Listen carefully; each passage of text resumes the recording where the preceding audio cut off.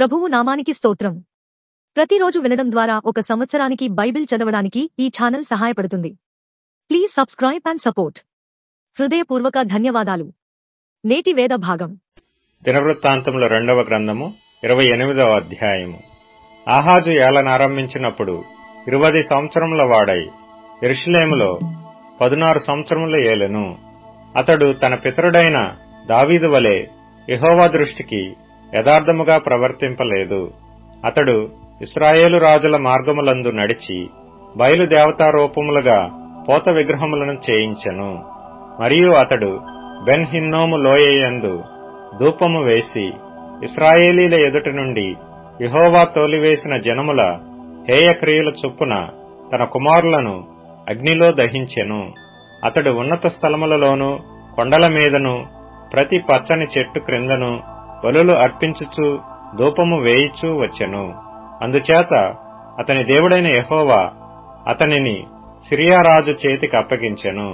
సిరియనులు అతని ఓడించి అతని జనులలో చాలా మందిని చెరపట్టుకొని దమస్కునకు తీసుకొని పోయిరి. అతడును ఇశ్రాయేలు రాజు చేతికి అప్పగింపబడెను. ఆ రాజు అతని లెస్సగా ఓడించెను. రెమల్యా కుమారుడైన పెకహు యూదావారిలో పరాక్రమశాలులైన 120,000 మందిని ఒక్కనాడు హతము చేసెను. వారు తమ పితరుల దేవుడైన యెహోవాను విసర్జించినందున వారికిట్టి గతి పట్టెను. పరాక్రమశాలి అయిన ఎఫ్రాయిమీయుడగు జిక్రీ, రాజసంతతివాడైన మైసేయాను, సభాముఖ్యుడైన అజ్రికామును, ప్రధానమంత్రి అయిన ఎల్కొనానును హతము చేసెను. ఇదియుగాక ఇశ్రాయేలు వారు తమ సహోదరులైన వీరిలో నుండి స్త్రీలనేమి, కుమారులనేమి, కుమార్తెలనేమి 2 లక్షల మందిని చెర తీసుకుని పోయిరి. మరియు వారి యొద్ద నుండి విస్తారమైన కొల్ల సొమ్ము తీసుకొని దానిని షోమ్రోనునకు తెచ్చిరి. యెహోవా ప్రవక్తయగు ఓదేదు అను ఒకడు అచట ఉండెను. అతడు షోమ్రోనునకు వచ్చిన సమూహము ఎదుటికి పోయి వారితో ఇలాగు చెప్పెను: ఆలకించుడి. మీ పితరుల దేవుడైన యెహోవా యూదావారి మీద కోపించినందుచేత ఆయన వారిని మీ చేతికి అప్పగించెను. మీరు ఆకాశమునంటున్నంత రౌద్రముతో వారిని సంహరించితిరి. ఇప్పుడు మీరు యూదావారిని, యెరూషలేము కాపురస్తులను మీ కొరకు దాసులుగాను దాసురాండ్రుగాను లోపర్చుకొనదలిచి ఉన్నారు. మీ దేవుడైన యెహోవా దృష్టికి మీరు మాత్రము అపరాధులు కాకయున్నారా? యెహోవా మహోగ్రత మీ మీద రేగియున్నది గనుక నా మాట ఆలకించి మీ సహోదరులలో నుండి మీరు చెరపట్టిన వీరిని విడిచిపెట్టుడి.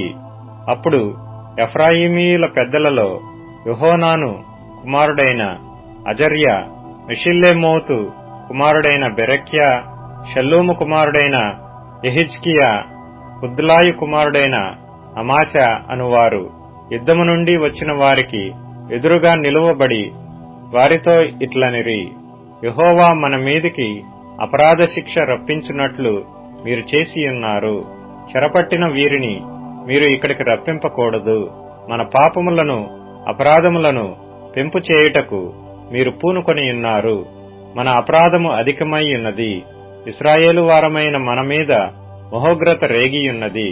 కాగా అధిపతులను సమాజముగా కూడిన వారును కన్నులారా చూచుచుండగా ఆయుధస్తులు చెరపట్టిన వారిని కొల్లసొమ్మును విడిచిపెట్టిరి. పేళ్లు ఉదాహరింపబడిన వారు అప్పుడు లేచి చెరపట్టబడిన వారిని చేపట్టి దోపు సొమ్ము చేత వారిలో వస్త్రహీనులైన వారికి బట్టలు కట్టించి వారికి వస్త్రములను పాదరక్షలను ధరింపజేసి అన్నపానములిచ్చి తలలకు నూనె బెట్టించి వారిలో బలహీనులైన వారిని గాడిదల మీద ఎక్కించి ఖర్జూర వృక్షములు గల పట్టణమగు యెరికోకు వారి సహోదరుల యొద్దకు వారిని తోడుకొని వచ్చిరి. తరువాత వారు షోమ్రోనునకు మరలా వెళ్లిరి. ఆ కాలమందు ఎదోమీయులు మరలా వచ్చి యూదాదేశమును పాడుచేసి కొందరిని చెరపట్టుకొని పోగా రాజైన ఆహాజు తనకు సహాయము చేయుడని అష్షూరు రాజుల యొద్దకు వర్తమానము పంపెను.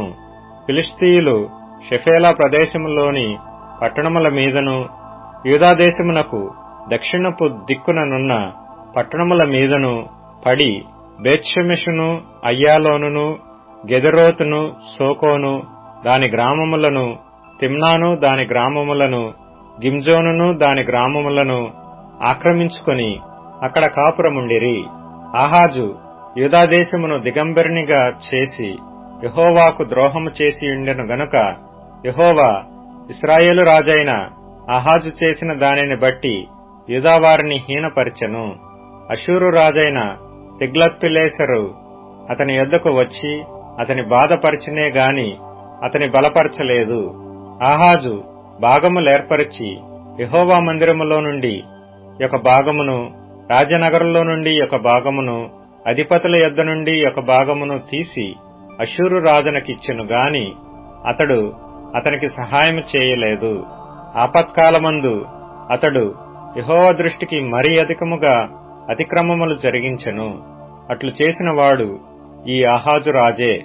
ఎట్లనగా సిరియా రాజుల దేవతలు వారికి సహాయం చేయుచున్నవి గనుక వాటి సహాయము నాకును కలుగునట్లు నేను వాటికి బలులు అర్పించదననుకొని తన్ను ఓడించిన దమస్కు వారి దేవతలకు బలులు అర్పించెను. అయితే అవి అతనికిని ఇశ్రాయేలు వారికిని నష్టమునకే హేతువులాయెను. ఆహాజు దేవుని మందిరపు ఉపకరణములను సమకూర్చి వాటిని తెగగొట్టించి యెహోవా మందిరపు తలుపులను మూసివేయించి యెరూషలేమునందంతటా బలిపీఠములను కట్టించెను. యూదాదేశములోని పట్టణములన్నిటిలోనూ అతడు అన్యుల దేవతలకు ధూపము వేయుటకై బలిపీఠములను కట్టించి తన పితరుల దేవుడైన యెహోవాకు కోపము పుట్టించెను. అతడు చేసిన ఇతర కార్యములను గూర్చియు అతని చర్య ఎంతటినీ గూర్చియు యూదా ఇశ్రాయేలు రాజుల గ్రంథమందు వ్రాయబడి ఉన్నది. ఆహాజు తన పితరులతో కూడా నిద్రించి యెరూషలేము పట్టణమునందు పాతిపెట్టబడిన గాని ఇశ్రాయేలు రాజుల సమాధులకు అతడు తేబడలేదు. అతని కుమారుడైన హిజ్కియా అతనికి బదులుగా రాజాయెను. దినవృత్తాంతముల 2వ గ్రంథము 29వ అధ్యాయము. హిజ్కియా ఏలనారంభించినప్పుడు 25 ఏండ్ల వాడై 29 సంవత్సరములు యెరూషలేములో ఏలెను. అతని తల్లి జకర్యా కుమార్తె, ఆమె పేరు అబీయా. అతడు తన పితరుడగు దావీదు చర్య ఎంతటి ప్రకారము యెహోవా దృష్టికి యథార్థముగా ప్రవర్తించెను. అతడు తన ఏలుబడియందు మొదటి సంవత్సరము మొదటి నెలను యెహోవా మందిరపు తలుపులను తెరచి వాటిని బాగుచేసి యాజకులను లేవీయులను పిలువనంపి తూర్పుగానున్న రాజవీధిలో వారిని సమకూర్చి వారికీలాగు ఆజ్ఞ ఇచ్చెను. లేవీయులారా, నా మాట ఆలకించుడి. ఇప్పుడు మిమ్మును మీరు ప్రతిష్ఠించుకొని మీ పితరుల దేవుడైన యెహోవా మందిరమును ప్రతిష్ఠించి పరిశుద్ధ స్థలములో నుండి నిషిద్ధ వస్తువులనన్నిటినీ బయటికి కొనిపోవుడి. మన పితరులు ద్రోహులై మన దేవుడైన యెహోవా దృష్టికి చెడు నడతలు నడిచి ఆయనను విసర్జించి ఆయన నివాసమునకు పెడముఖము పెట్టుకొని దానిని అలక్ష్యము చేసిరి. మరియు వారు మంటపము యొక్క ద్వారములను మూసివేసి దీపములను ఆర్పివేసి పరిశుద్ధ స్థలమందు ఇశ్రాయేలీయులు దేవునికి ధూపము వేయకయు దహన బలులను అర్పింపకయూ ఉండిరి. అందుచేత యెహోవా యూదావారి మీదను యెరూషలేము కాపురస్తుల మీదను కోపించి మీరు కన్నులారా చూచుతున్నట్లుగా వారిని ఆయన భీతికిని విస్మయమునకును నిందకును ఆస్పదముగా చేసెను. కాబట్టి మన తండ్రులు కత్తిచేత పడిరి, మన కుమారులను కుమార్తెలను భార్యలను చెరలోనికి కొనపోబడిరి. ఇప్పుడు మన మీదనున్న ఇశ్రాయేలీల దేవుడైన యెహోవా మహోగ్రత చల్లారునట్లు ఆయనతో మనము నిబంధన చేయవలనని నా మనసులో అభిలాష పుట్టెను. నా కుమారులారా, తనకు పరిచారకులయ్యుండి ధూపము వేయుచుండుటకును తన సన్నిధిని నిలుచుటకును తనకు పరిచర్య చేయుటకును యెహోవా మిమ్మును ఏర్పరచుకొనెను గనుక మీరు అశ్రద్ధ చేయకుడి. అప్పుడు కహాతీయులలో అమాసై కుమారుడైన మహతు, అజర్యా కుమారుడైన యోవేలు, మెరారీయులలో అబ్దీ కుమారుడైన కీషు, యెహోల్లెలేలు కుమారుడైన అజర్య, గెర్షోనీయులలో జిమ్మా కుమారుడైన యోవాహు, యోవాహు కుమారుడైన ఏదేను, ఎలీషాఫాను సంతతి వారిలో షిమ్రీ, యెహీయేలు, ఆసాపు కుమారులలో జకర్యా, మత్తన్య, హేమాను సంతతి వారిలో యెహీయేలు, షిమి, యెదూతూను సంతతి వారిలో షమయా, ఉజ్జీయేలు అను లేవీయులు నియమించబడిరి. వీరు తమ సహోదరులను సమకూర్చి తమను ప్రతిష్ఠించుకుని యెహోవా మాటను బట్టి రాజు ఇచ్చిన ఆజ్ఞ చొప్పున యెహోవా మందిరమును పవిత్రపరచుటకు వచ్చిరి. పవిత్రపరచుటకై యాజకులు యెహోవా మందిరపు లోపలి భాగమునకు పోయి యెహోవా మందిరములో తమకు కనబడిన నిషిద్ధ వస్తువులనన్నిటినీ యెహోవా మందిరపు ఆవరణములోనికి తీసుకొని రాగా లేవీయులు వాటిని ఎత్తి కిద్రోను వాగులో పారవేసిరి. మొదటి నెల మొదటి దినమున వారు ప్రతిష్ఠ చేయనారంభించి ఆ నెల 8వ దినమున యెహోవా మంటపమునకు వచ్చిరి. ఈ ప్రకారము వారు 8 దినములు యెహోవా మందిరమును ప్రతిష్ఠించుచు మొదటి నెల 16వ దినమున సమాప్తి చేసిరి. అప్పుడు వారు రాజైన హిజ్కియా యొద్దకు పోయి, మేము యెహోవా మందిరం అంతటినీ, దహనబలి పీఠమును, ఉపకరణములన్నిటినీ, సన్నిధి రొట్టెలుంచు బల్లను పవిత్రపరిచి ఉన్నాము. మరియు రాజైన ఆహాజు ఏలిన కాలమున అతడు ద్రోహము చేసి పారవేసిన ఉపకరణములన్నిటినీ మేము సిద్ధపరిచి ప్రతిష్ఠించి ఉన్నాము. అవి యెహోవా బలిపీఠము ఎదుట ఉన్నవని చెప్పిరి. అప్పుడు రాజైన హిజ్కియా పెందలకడ లేచి పట్టణపు అధికారులను సమకూర్చుకొని యెహోవా మందిరమునకు పోయెను. రాజ్యము కొరకును, పరిశుద్ధ స్థలము కొరకును, యూదావారి కొరకును పాపపరిహారార్థ బలి చేయుటకై 7 కోడెలను, 7 పొట్టేళ్లను, 7 గొర్రెపిల్లలను, 7 మేకపోతులను వారు తెచ్చియించిరి గనుక అతడు యెహోవా బలిపీఠము మీద వాటిని అర్పించుడని అహరోను సంతతి వారగు యాజకులకు ఆజ్ఞాపించెను. పరిచారకులు ఆ కోడెలను వధించినప్పుడు యాజకులు వాటి రక్తము తీసుకొని బలిపీఠము మీద ప్రోక్షించిరి. ఆ ప్రకారము వారు పొట్టేళ్లను వధించినప్పుడు యాజకులు ఆ రక్తమును బలిపీఠము మీద ప్రోక్షించిరి. వారు గొర్రెపిల్లలను వధించినప్పుడు ఆ రక్తమును బలిపీఠము మీద ప్రోక్షించిరి. పాపపరిహారార్థ బలికై రాజు ఎదుటికిని, సమాజము ఎదుటికిని మేకపోతులను తీసుకుని రాగా వారు తమ చేతులను వాటి మీద ఉంచిన తరువాత యాజకులు వాటిని వధించి ఇశ్రాయేలీయులందరి కొరకు దహన బలియు, పాపపరిహారార్థ బలియు అర్పింపవలెనని రాజు ఆజ్ఞాపించియుండెను. గనుక ఇశ్రాయేలీయులందరి నిమిత్తము ప్రాయశ్చిత్తము చేయుటకై బలిపీఠము మీద వాటి రక్తమును పోసి పాపపరిహారార్థ బలి అర్పించిరి. మరియు దావీదును, దావీదు రాజుకు దీర్ఘదర్శి అయిన గాదును, ప్రవక్త అయిన నాతానును చేసిన నిర్ణయము చొప్పున యెహోవా మందిరములో తాళములను, స్వరమండలములను, సితారాలను వాయించుటకై అతడు లేవీయులను ఏర్పాటు చేసెను. అలాగు జరగవలెనని యెహోవా తన ప్రవక్తల ద్వారా ఆజ్ఞాపించియుండెను. దావీదు చేయించిన వాద్యములను వాయించుటకు లేవీయులను, బూరలు ఊదుటకు యాజకులను నియమింపబడిరి. బలిపీఠము మీద దహనబలులను అర్పించుడని హిజ్కియా ఆజ్ఞాపించెను. దహనబలి అర్పణ ఆరంభమొగటితోనే బూరలు ఊదుటతోనూ ఇశ్రాయేలు రాజైన దావీదు చేయించిన వాద్యములను వాయించుటతోనూ యెహోవాకు స్తుతిగానము ఆరంభమాయెను. అంతసేపును సర్వ సమాజము ఆరాధించుచుండెను. గాయకులు పాడుచుండిరి, బూరలు ఊదువారు నాదము చేయుచుండిరి. దహన బలి అర్పణ సమాప్తమగు వరకు ఇది ఎంతయూ జరుగుచుండెను. వారు అర్పించుట ముగించిన తరువాత రాజును అతనితో కూడానున్న వారందరూ తమ తలలు వంచి ఆరాధించిరి. దావీదును, దీర్ఘదర్శియగు ఆసాపును రచించిన శ్లోకములను ఎత్తి యెహోవాను స్తుతించుడని రాజైన హిజ్కియాయును, అధిపతులను లేవీయులకు ఆజ్ఞాపింపగా వారు సంతోషముతో స్తోత్రములు పాడి తల వంచి ఆరాధించిరి. అంతట హిజ్కియా మీరిప్పుడు యెహోవాకు మిమ్మును ప్రతిష్ఠించుకొంటిరి. దగ్గరకు వచ్చి యెహోవా మందిరములోనికి బలి ద్రవ్యములను కృతజ్ఞతార్పణలను తీసుకొని రండని ఆజ్ఞ ఇయ్యగా, సమాజపు వారు బలి ద్రవ్యములను కృతజ్ఞతార్పణలను తీసుకొని వచ్చిరి. దహన బలులను అర్పించుటకు ఎవరికి ఇష్టము పుట్టెనో వారు దహనబలి ద్రవ్యములను తీసుకొని వచ్చిరి. సమాజపు వారు తీసుకొని వచ్చిన దహనబలి పశువులెన్ని అనగా 70 కోడెలను, 100 పొట్టేళ్లను, 200 గొర్రెపిల్లలను. ఇవి అన్నియు యెహోవాకు దహనబలులుగా తేబడెను. ప్రతిష్ఠింపబడినవి 600 ఎద్దులను, 3000 గొర్రెలను.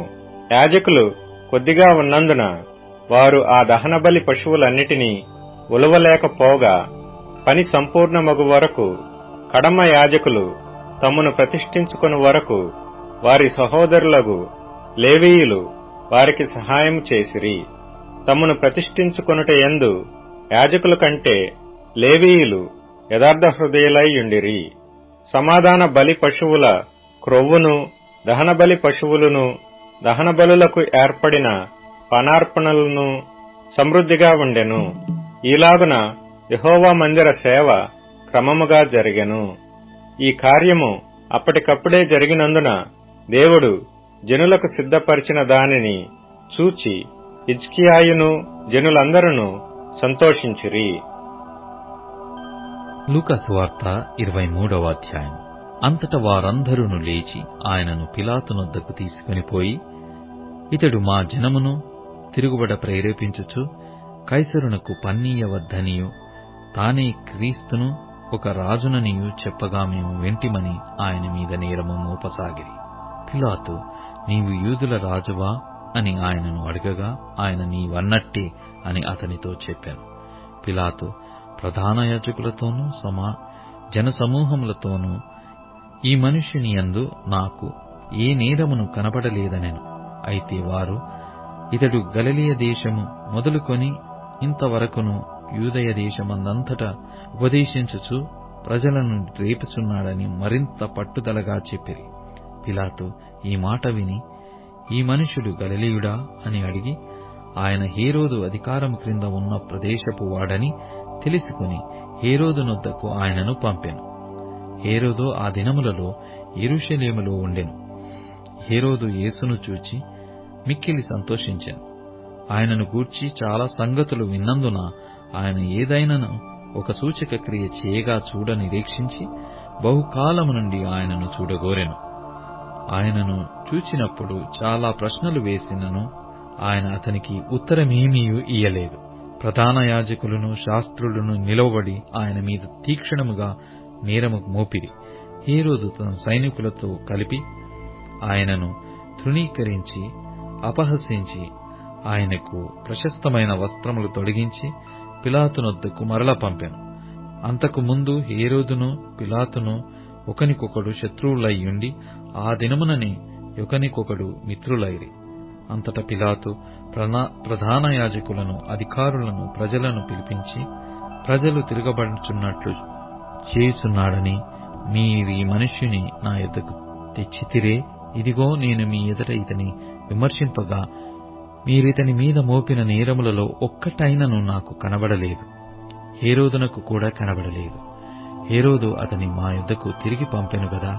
ఇదిగో మరణమునకు తగినదేదియు ఇతడు చేయలేదే. కాబట్టి నేనితనిని శిక్షించి విడుదల చేతునని వారితో చెప్పగా, వారందరూ వీనిని చంపివేసి మాకు బరబ్బను విడుదల చేయమని ఏకగ్రీవముగా కేకలు వేసిరి. వీడు పట్టణములో జరిగించిన యొక్క అల్లరి నిమిత్తమును నరహత్య నిమిత్తమును చెరసాలలో వేయబడినవాడు.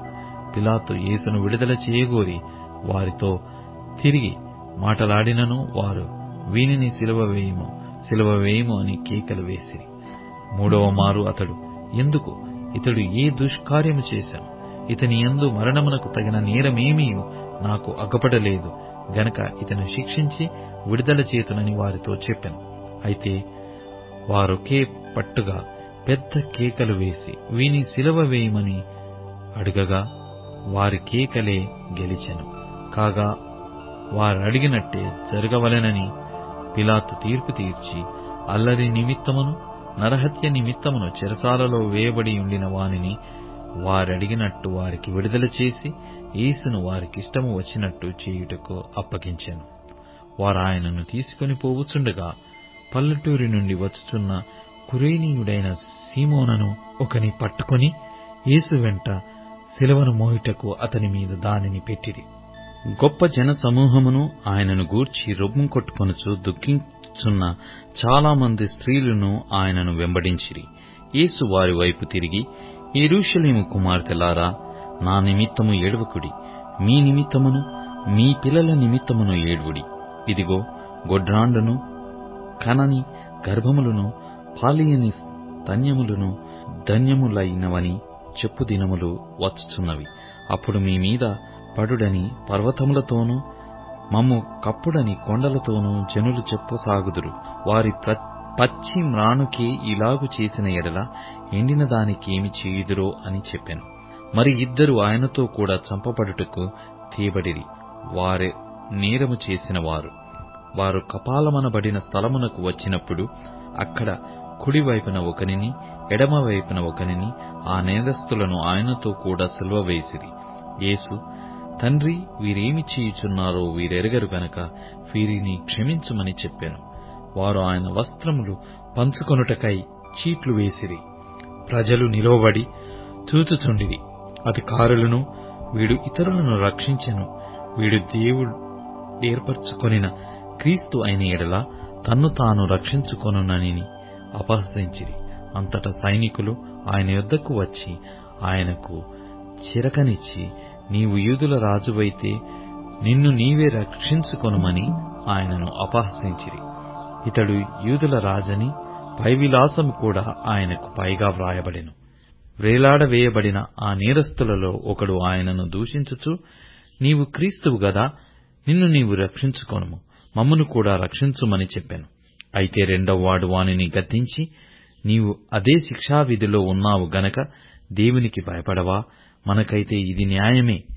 మనము చేసిన వాటికి తగిన ఫలము పొందుచున్నాము గాని ఈయన ఏ తప్పిదమును చేయలేదని చెప్పి ఆయనను చూచి, యేసు, నీవు నీ రాజ్యములోనికి వచ్చునప్పుడు నన్ను జ్ఞాపకము చేసుకొనుమనెను. అందుకు ఆయన వానితో, నేడు నీవు నాతో కూడా పరదైసులో ఉందువని నిశ్చయముగా నీతో చెప్పుచున్నానెను. అప్పుడు రమారమి మధ్యాహ్నమాయెను. అది మొదలుకొని 3 గంటల వరకు ఆ దేశమంతటి మీద చీకటి కమ్మెను. సూర్యుడు అదృశ్యుడాయెను. గర్భాలయపు తెర నడిమికి చినిగెను. అప్పుడు యేసు గొప్ప శబ్దముతో కేకవేసి, తండ్రి, నీ చేతికి నా ఆత్మను అప్పగించుచున్నానెను. ఆయన ఇలాగు చెప్పి ప్రాణము విడిచెను. శతాధిపతి జరిగినది చూచి, ఈ మనుష్యుడు నిజముగా నీతిమంతుడయ్యుండెనని చెప్పి దేవుని మహిమపరచెను. చూచుటకై కూడి వచ్చిన ప్రజలందరూ జరిగిన కార్యములు చూచి రొమ్ము కొట్టుకొనుచు తిరిగి వెళ్ళిరి. ఆయనకు నెలవైన వారందరూ గలిలయ నుండి ఆయనను వెంబడించిన స్త్రీలను దూరముగా నిలుచుండి వీటిని చూచుచుండిరి. అరిమతయి అను యూదుల పట్టణపు సభ్యుడైన యోసేపు అను ఒకడుండెను. అతడు సజ్జనుడును నీతిమంతుడునయ్యుండి వారి ఆలోచనకును వారు చేసిన పనికిని సమ్మతింపక దేవుని రాజ్యము కొరకు కనిపెట్టుచుండినవాడు. అతడు పిలాతునొద్దకు వెళ్లి యేసు దేహము తనకిమ్మని అడుగుకొని దానిని క్రిందికి దించి సన్నపు నారబట్టతో చుట్టి తొలిచిన రాతి సమాధిలో ఉంచెను. అందులో ఎవడునూ అంతకు మునుపెప్పుడునూ ఉంచబడలేదు.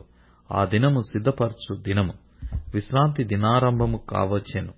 అప్పుడు గలిలయ నుండి ఆయనతో కూడా వచ్చిన స్త్రీలు వెంట వెళ్లి ఆ సమాధిని ఆయన దేహము ఎలా ఉంచబడెనో చూచి తిరిగి వెళ్లి సుగంధ ద్రవ్యములను పరిమళ తైలములను సిద్ధపరిచి ఆజ్ఞ చొప్పున విశ్రాంతి దినమున తీరికగా ఉండిరి. కీర్తనల గ్రంథములో నుండి 11వ కీర్తన.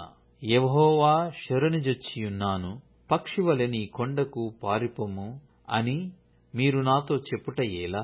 దుష్టులు విల్లెక్కుపెట్టియున్నారు, చీకటిలో యథార్థ హృదయుల మీద వేయుటకై తమ బాణములు నారియందు సంధించియున్నారు. పునాదులు పాడైపోగా నీతిమంతులు ఏమి చేయగలరు? యెహోవా తన పరిశుద్ధాలయములో ఉన్నాడు. యెహోవా సింహాసనము ఆకాశమందున్నది. ఆయన నరులను కనులారా చూచుచున్నాడు. తన కనుదృష్టి చేత ఆయన వారిని పరిశీలించుచున్నాడు. యెహోవా నీతిమంతులను పరిశీలించును. దుష్టులను బలాత్కారాసక్తులను ఆయనకు అసహ్యులు. దుష్టుల మీద ఆయన ఉరులు కురిపించును. అగ్నిగంతకములను వడగాలియు వారికి పానీయ భాగమగును. యెహోవా నీతిమంతుడు, ఆయన నీతిని ప్రేమించువాడు. యథార్థవంతులు ఆయన ముఖదర్శనము చేసెదరు.